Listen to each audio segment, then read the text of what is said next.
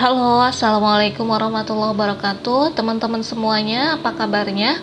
Alhamdulillah, pada hari ini kita akan bersama lagi untuk berdiskusi tentang bagaimana cara membuat proposal literatur review. Baik, untuk mempermudah kita memahami diskusi kita pada kali ini, mari kita berdoa terlebih dahulu. Raditu billahi robba wa bil islami dina wa bi muhammadin nabiyya wa rasula. Rabbi zidni ilma warzuqni fahma. Amin, Allahumma amin. Nah, teman-teman, untuk membuat proposal penelitian literatur review itu pada dasarnya hampir sama dengan teman-teman membuat proposal penelitian kuantitatif. Yang membedakan hanya di bab 3 yang utamanya, dan bab 1 sedikit merubah di bagian tujuan.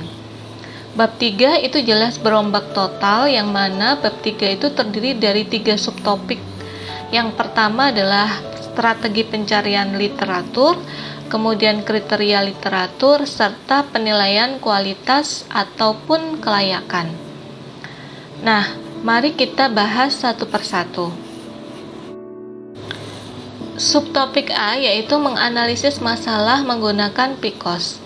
Literatur review itu dilakukan sebenarnya untuk berbagai tujuan, yaitu mengidentifikasi, mengkaji, mengevaluasi, dan menafsirkan semua penelitian yang tersedia dengan bidang topik fenomena yang menarik dengan pertanyaan penelitian yang relevan. Nah, hal ini akan kita analisis dengan menggunakan PICOS. PICOS itu merupakan singkatan dari population, intervention, comparative, output, study, and time. Sebagai contoh, misalkan penelitian yang sedang dikerjakan oleh kami, yaitu literatur review pengaruh terapi plasma pada penyembuhan luka diabetik. Di sini populasinya adalah penderita diabetes yang memiliki luka. Kemudian interventionnya itu adalah terapi plasma. Comparationnya adalah kita mengkomparasi pre-post, bisa dengan kelompok kontrol, bisa juga tanpa kelompok kontrol. Kemudian outputnya yaitu berupa penyembuhan luka. Study desainnya kita ambil eksperimental. Kemudian karena pada manusia maka kuasi eksperimental. Jadi teman-teman nanti akan menggunakan study design kuasi eksperimental. Untuk waktunya, contohlah saya menggunakan 5 tahun terakhir, yaitu 1 Januari 2015 sampai 31 Desember 2020. Misalkan teman-teman mau lebih dari itu jauh lebih baik, misalkan mau kurang dari itu silahkan, tapi nanti didiskusikan dengan pembimbingnya terlebih dahulu. Selanjutnya teman-teman akan menentukan kata kunci atau keyword dengan menggunakan boolean operator. Boolean operator itu bisa menggunakan and, or, not, atau bahkan kita mengkombinasikan dengan and, not. Nah, tujuannya adalah untuk memperluas atau menspesifikasikan pencarian sehingga mempermudah hasil penelusuran artikel atau jurnal yang akan kita gunakan. Maksudnya penelusuran artikel saja ya.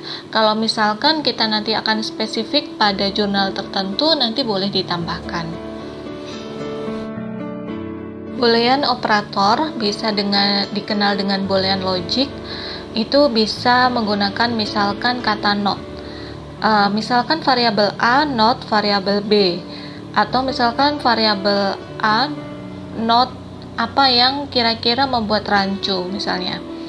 Nah, pada contoh yang ada di gambar ini adalah cats not dogs. Di sini teman-teman akan menemukan berbagai macam page atau halaman yang mana teman-teman akan menemukan artikel-artikel mengenai kucing, tetapi tidak ada artikel di dalam yang ditampilkan di situ mengenai anjing seperti itu. Jadi akan mendapatkan jumlah yang sedikit. Nah, kemudian ketika kita menggunakan kata and, itu berarti kita akan mengambil artikel-artikel yang ada pada kedua variabel tersebut. yang mana pada gambar ini ditunjukkan di irisan di tengah-tengahnya. Jadi cats and dogs itu nanti teman-teman akan mendapatkan artikel-artikel yang ada di tengahnya yang memiliki kedua variabel tersebut.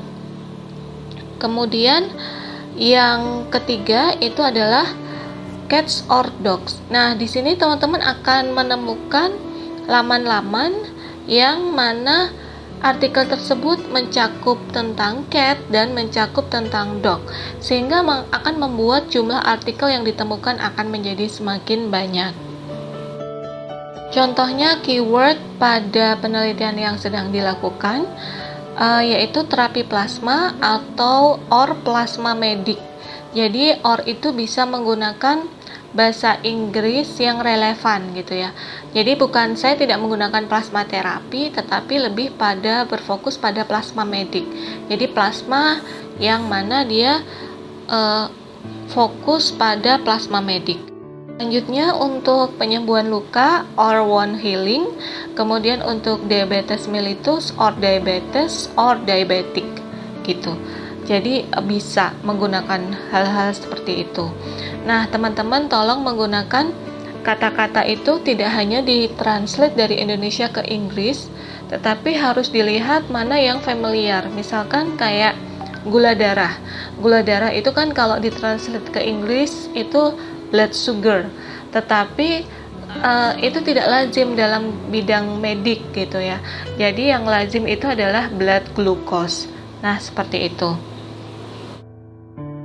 Berikutnya adalah database.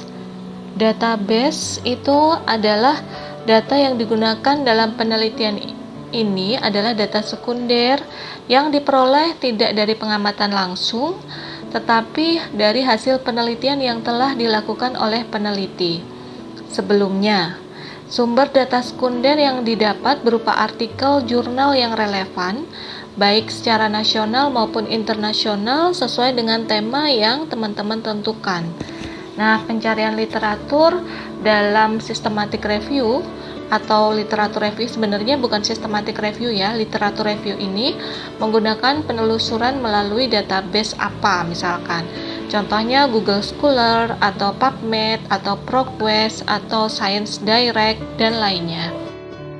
Nah, ini adalah contoh ketika saya search menggunakan Google Scholar dengan kata kunci berbahasa Indonesia yaitu terapi plasma and penyembuhan luka and diabetes.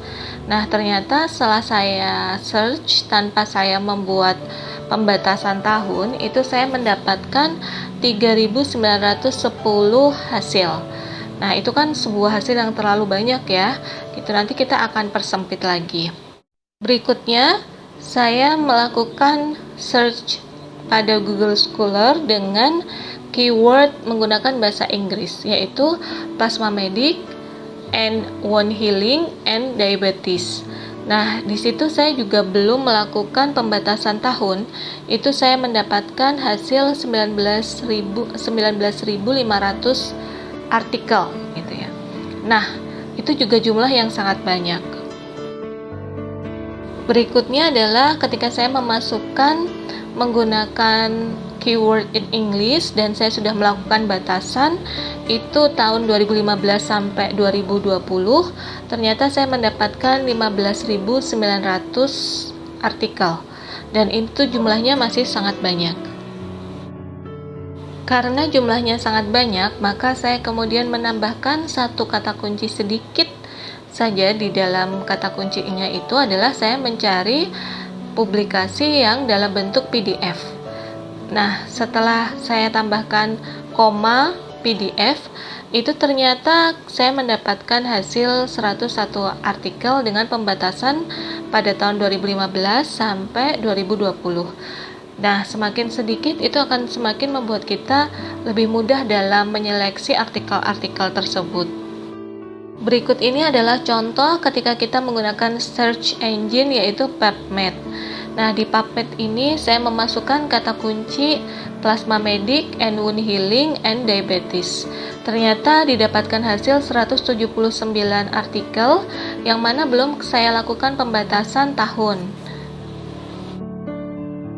Ketika kemudian saya melakukan pembatasan tahun pada search engine di PubMed, yaitu 2015 sampai 2020, serta saya mengklik untuk free full text. Jadi ketika saya klik artikel tersebut, itu saya mendapatkan teks artikel yang full dari abstrak sampai referensi dan free, yaitu tanpa membayar. Nah, di situ saya menemukan ada 41 results. Subtopik berikutnya adalah bagaimana menentukan kriteria inklusi dan eksklusi. Sebagai contoh, untuk kriteria inklusinya yaitu misalkan satu bisa diakses dari database, kemudian database yang kita tentukan, kemudian yang kedua naskahnya harus tersedia dalam bentuk full text, kemudian yang ketiga misalkan subjeknya adalah penderita diabetes mellitus tipe 2, kemudian yang keempat bahasa yang digunakan adalah bahasa Indonesia dan berbahasa Inggris. Misalkan tahun terbit artikelnya yaitu 1 Januari 2015 sampai 31 Desember 2020. Kemudian sesuai dengan topik penelitian yaitu menggunakan desain studi eksperimental, serta filenya itu dapat diakses dan dapat di-download. Untuk kriteria eksklusinya, contohnya adalah apabila naskahnya tidak bisa diakses, naskahnya dalam bentuk abstrak, kemudian artikelnya tidak sesuai topik penelitian, artikel atau jurnalnya tidak lengkap, serta naskahnya dalam bentuk literatur review. Jadi nggak boleh, karena naskah yang kita cari, misalkan dalam penelitian yang tadi saya contohkan, itu adalah harus penelitian eksperimental atau penelitian dengan memberikan perlakuan. Selanjutnya adalah subtopik berikutnya yang ketiga, menilai kualitas jurnal dengan menggunakan GBI Critical Appraisal, di mana GBI itu adalah sebuah website yang ditemukan oleh Joanna Briggs Institute, di mana GBI ini menggunakan critical appraisal yang memiliki skema desain studi tersendiri-sendiri, berbeda-beda. Nah, GBI Critical Appraisal ini akan direview oleh 2 preview, yaitu mahasiswa dan dosen pembimbingnya. Kenapa? Supaya ada yang menjadi pertimbangan. Lalu bagaimana ketika misalkan hasil dari GBI mahasiswa dengan dosen pembimbing itu tidak sama? Nah, silahkan nanti dicarikan jalan penengahnya dengan menyerahkan artikel tersebut ke dosen pengujinya, yang mana biasanya nanti akan mendapatkan hasil yang lebih objektif. Pada GBI Critical Appraisal tadi, teman-teman bisa lihat di sini ada checklist for analytical cross-sectional studies, kemudian ada yang case control studies, ada case report, ada case series, kemudian ada cohort studies, kemudian ada diagnostic test accuracy studies, ada economic evaluation, serta ada prevalence studies, serta qualitative research, dan di bawahnya ada experimental research dan lainnya. Nah, silakan teman-teman unduh yang sesuai dengan desain yang teman-teman tentukan. Kalau tadi kan penelitian saya itu adalah kuasi eksperimen, maka saya akan mengunduh di bawah yang di bawahnya yang tidak tertampilkan dalam slide ini, yaitu quasi experimental studies. Nah, ini adalah contoh GBI Critical Appraisal Checklist for Quasi Experimental Studies. Nah, di sini ada 9 item pertanyaan yang mana nanti teman-teman analisis dan cek. Silahkan di checklist ya, tidak, unclear, tidak jelas, atau not applicable, atau tidak relevan gitu. Silahkan nanti di checklist, dan nanti dari situ kita bisa menentukan apakah artikel ini layak untuk direview, untuk dibuat dalam pembahasan ataupun tidak. Terakhir, teman-teman silahkan membuat diagram prisma yang sebagai contohnya merupakan diagram prisma seleksi literatur review dari mulai kegiatan identifikasi, screening, kelayakan, dan kemudian yang diterima. Contohnya misalkan jumlah artikel yang didapat dari database Google Scholar berapa jumlahnya, kemudian database yang didapat dari PubMed berapa jumlahnya, kemudian setelah di-checking berapa yang duplikasi, karena terkadang ada artikel yang dia juga terdapat di Google Scholar tapi juga terdapat di PubMed. Jadi satu artikel yang sama itu tersedia di 2 engine, search engine. Kemudian setelah itu diturunkan lagi jumlah artikel setelah di screening sesuai dengan kriteria inklusi jumlahnya ada berapa, dan yang kemudian dieliminasi jumlahnya menjadi berapa. Kemudian setelah itu di screening lagi jumlah artikel yang sesuai dengan uji kelayakan GBI tadi itu ada berapa jumlahnya, dan yang dieliminasi itu berapa, serta jumlah artikel yang diterima itu berapa. Nah, jumlah artikel yang diterima itu nanti silahkan ditampilkan di bab 4 untuk dibahas. Seperti itu teman-teman. Nah, sekiranya itu dulu yang bisa saya share untuk pembuatan literatur review di bab 3. Nah, silahkan teman-teman mencoba membuat, karena sebenarnya semuanya itu menjadi terasa tidak bisa kalau kita tidak mencoba. Jadi lebih baik kita mencoba terlebih dahulu meskipun salah, kemudian nanti dapat masukan, tapi kemudian kita menjadi tahu mana yang benar gitu. Nah, oleh karenanya silahkan dicoba untuk pembuatan bab 3 literatur review. Semangat, semoga berhasil. Terima kasih atas perhatiannya. Assalamualaikum warahmatullahi wabarakatuh. See you on the next video.